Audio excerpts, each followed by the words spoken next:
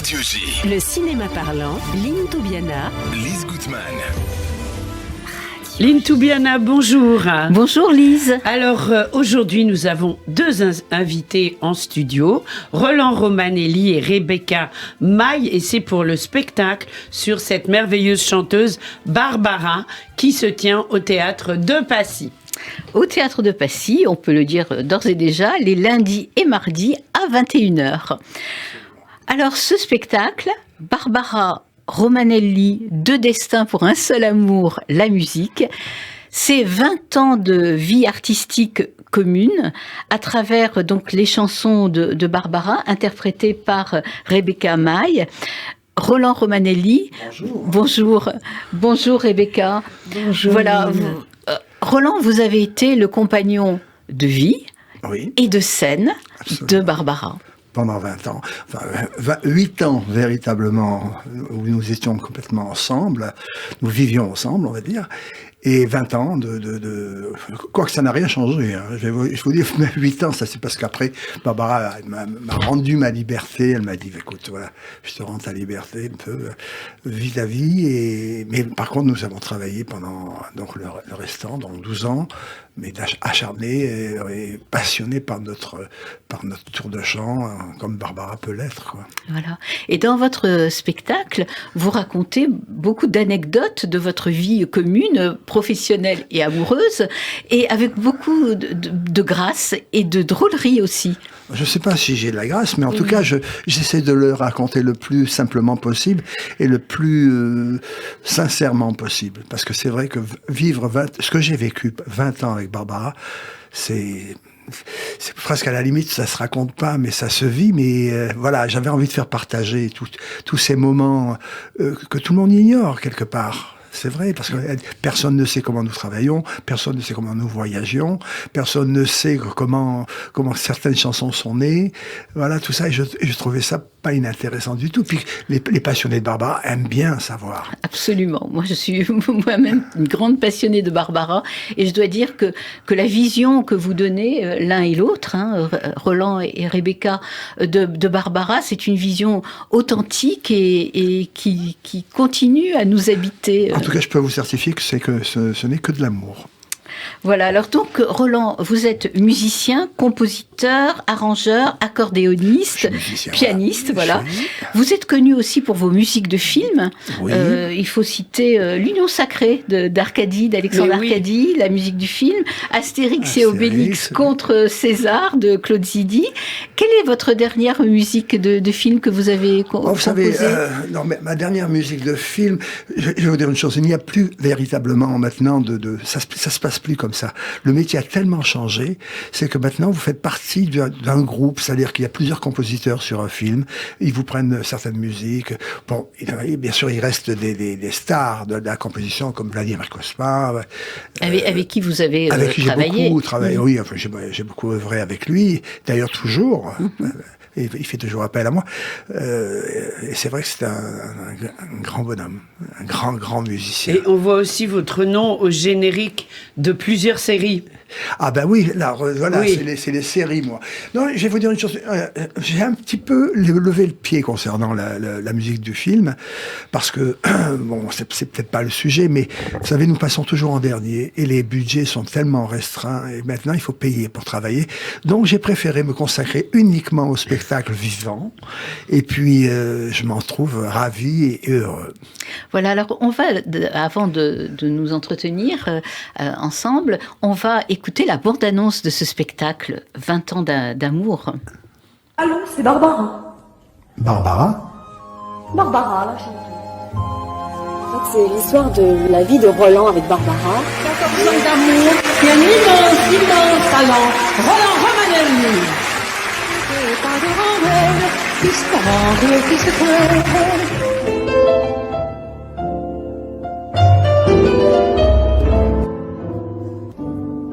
20 ans de tournée, 20 ans de chansons, de lever de rideau. Je ne supporte pas la façon. C'était pas facile tous les jours. Ah, c'était beau quand elle cherchait. Un ciel tendre. Chaque jour, presque, voyait naître Un nouveau trésor.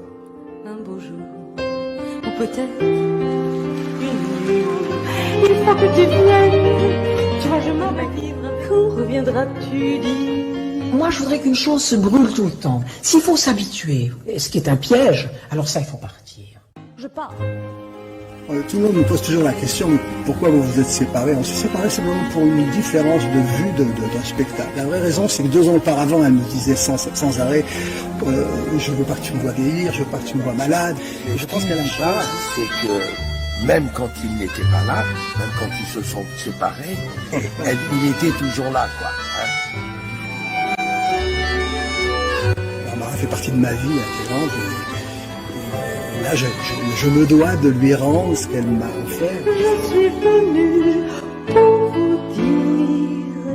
Barbara, ça a été un cadeau du ciel. Plus belle histoire d'amour. Elle m'a tout appris. C'est vous. Très belle bande-annonce Oui. du spectacle. C'est un cadeau du ciel, C'est un cadeau du effectivement, ciel, oui. Barbara, C'est mon pour cadeau nous du tous. ciel. Alors, puisque nous sommes sur Radio J, Roland, alors permettez-moi de vous poser la question de la judéité de Barbara, qui est à la fois incontestable, puisqu'elle est de Absolument. père juif alsacien Absolument, et elle de le mère revendiquait, juive moldave. Et elle a été d'ailleurs enterrée au carré juif de Bagneux, du cimetière de Bagneux.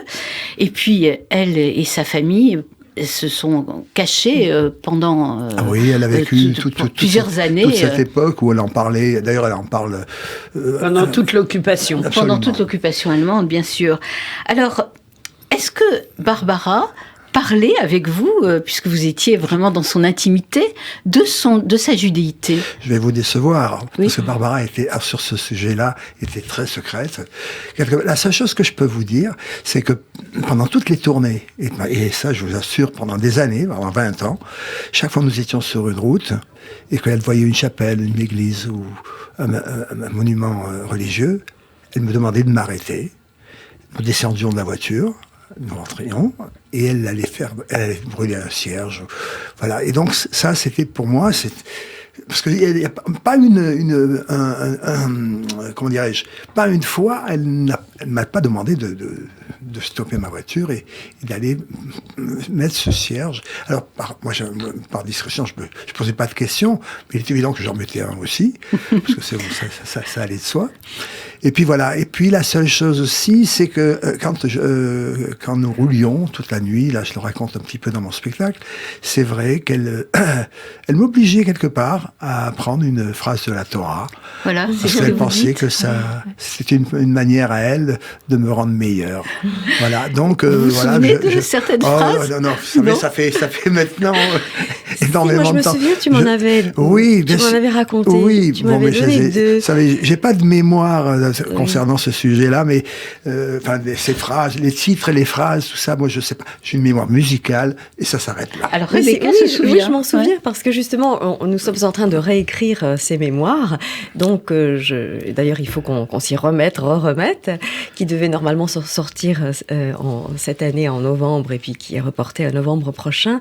Et je me souviens que tu m'avais parlé. Alors, il y a une phrase que j'aime beaucoup et qui te va très bien, qui est « Si tu veux rencontrer une princesse, sois un prince ».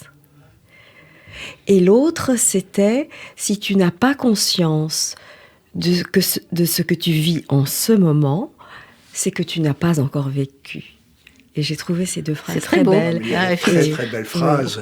Et je m'en souviens, elles m'ont frappée, et c'est ce qu'elle te... Eh bien, merci de Voilà. nous livrer c'est beau. ces belles phrases.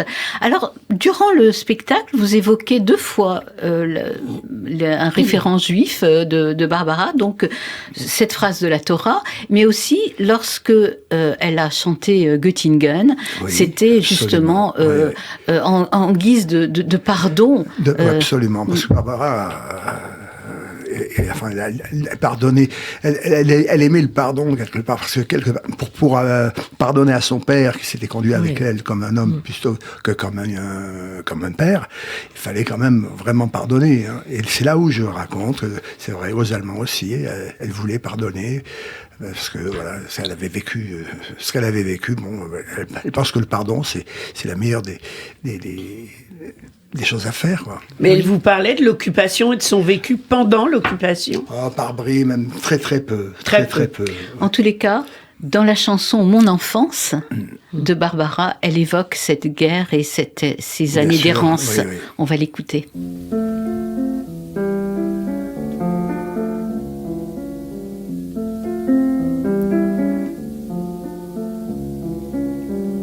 J'ai eu tort, je suis revenue dans cette ville au loin perdue où j'avais passé mon enfance. J'ai eu tort, j'ai voulu revoir le coteau glisser le soir, bleu et gris ombre de silence. Et j'ai retrouvé comme avant, longtemps après, le coteau l'arbre se dressant. Comme au passé, j'ai marché les tempes brûlantes, croyant étouffer sous mes pas les voix du passé qui nous hantent et reviennent sonner le glas. Et je me suis couchée sous l'arbre, c'était les mêmes odeurs. Et j'ai laissé couler mes pleurs.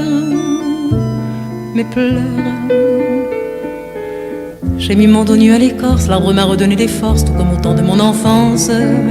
Et longtemps j'ai fermé les yeux, je crois que j'ai prié un peu, je retrouvais mon innocence. Avant que le soir ne se pose, j'ai voulu voir la maison fleurie sous les roses.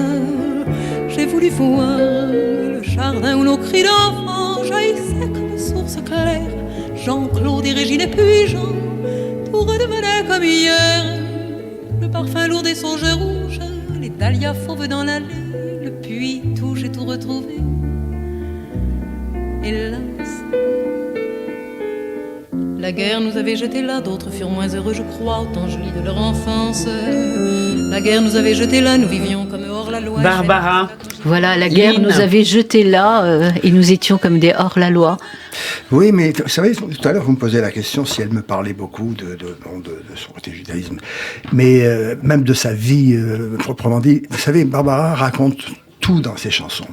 C'est peut-être la raison pour laquelle elle ne parlait pas beaucoup elle ne parlait pas de ces sujets-là avec des gens. Oui. Et puis il y avait aussi le silence qui lui était imposé quand elle était enfant, qu'elle ne pouvait pas dire qu'elle était juive. Bien sûr, Donc oui. voilà. Et ce silence, il est aussi sur une autre question essentielle dans la vie de Barbara, c'est l'inceste. Ben oui. Oui, mais ben ça, même ça, je vais vous dire une chose. Bon, elle le dit dans Nantes. On le comprend, on le comprend pas. Par contre, pour l'Aigle Noir, parce qu'il y a beaucoup de gens qui disent oui, l'Aigle Noir, c'est l'inceste avec son père. C'est ça, je le dément. C'est pas vrai du tout. Ah oui, alors? Mais non, parce que je veux dire, j'étais là quand elle a commencé à composer, à mettre le texte sur une musique que je jouais dans les coulisses du théâtre de la Renaissance. Et donc cette musique est arrivée comme ça, et ces paroles sont arrivées comme ça, et c'est un rêve, voilà. Mais il n'y a aucune relation avec l'inceste. Elle le dit elle-même dans une émission, et je comprends pas pourquoi. Alors c'est pas parce qu'on dit voilà. Dans sa main, il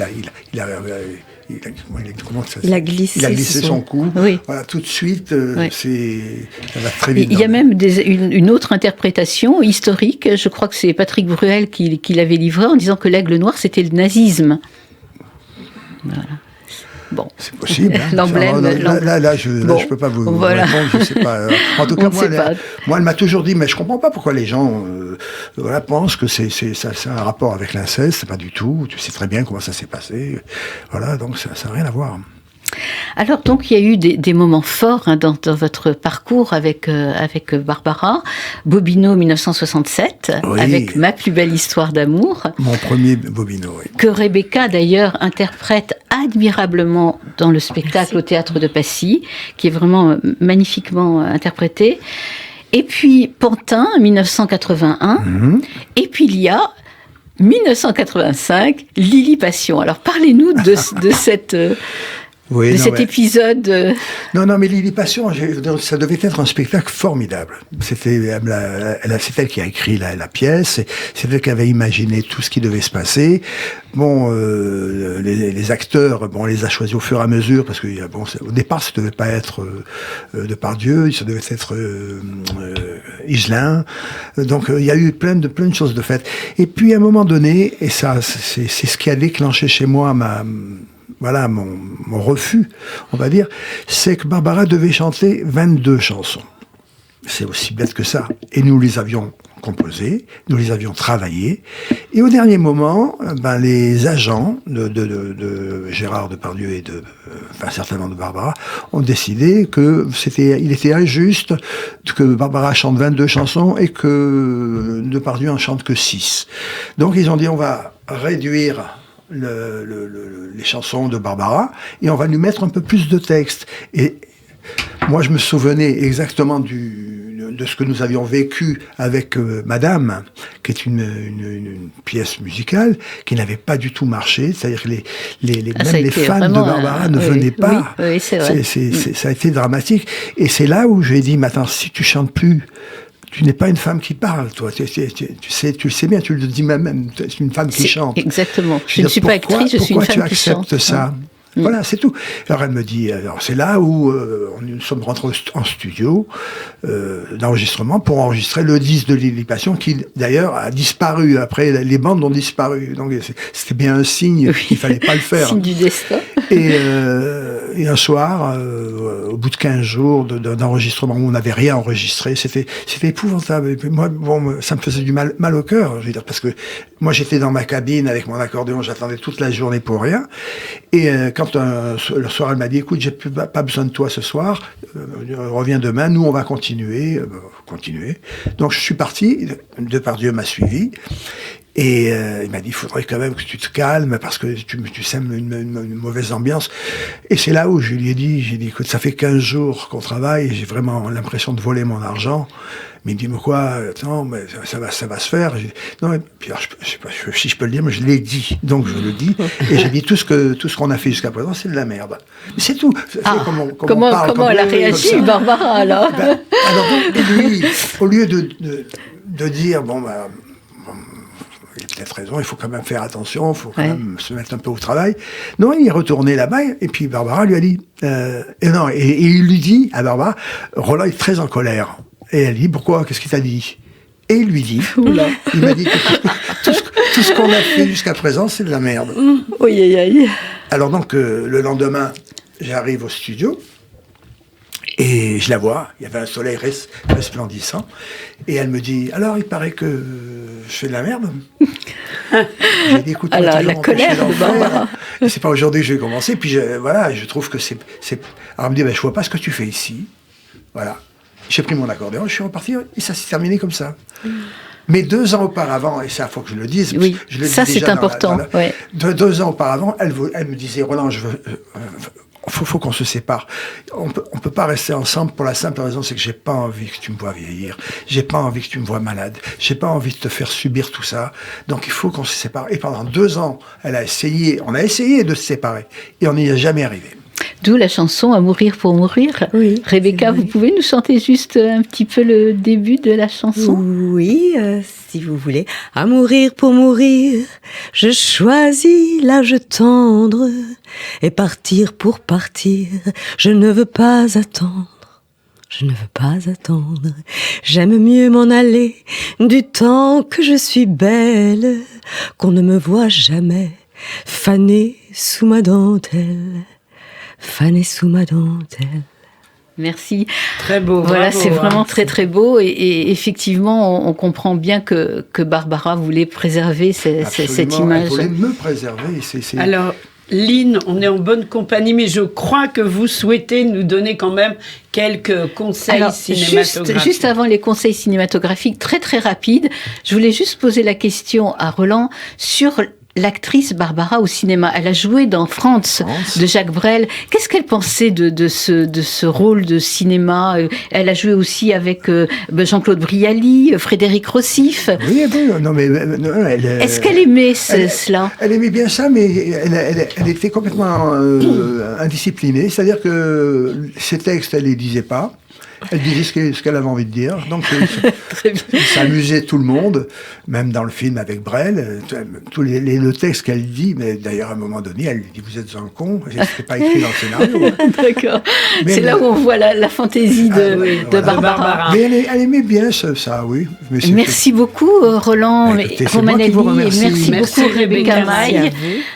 Quelques petits conseils rapides. La grande magie de Noémie Lovski avec Denis Podalides, Sergi Lopez.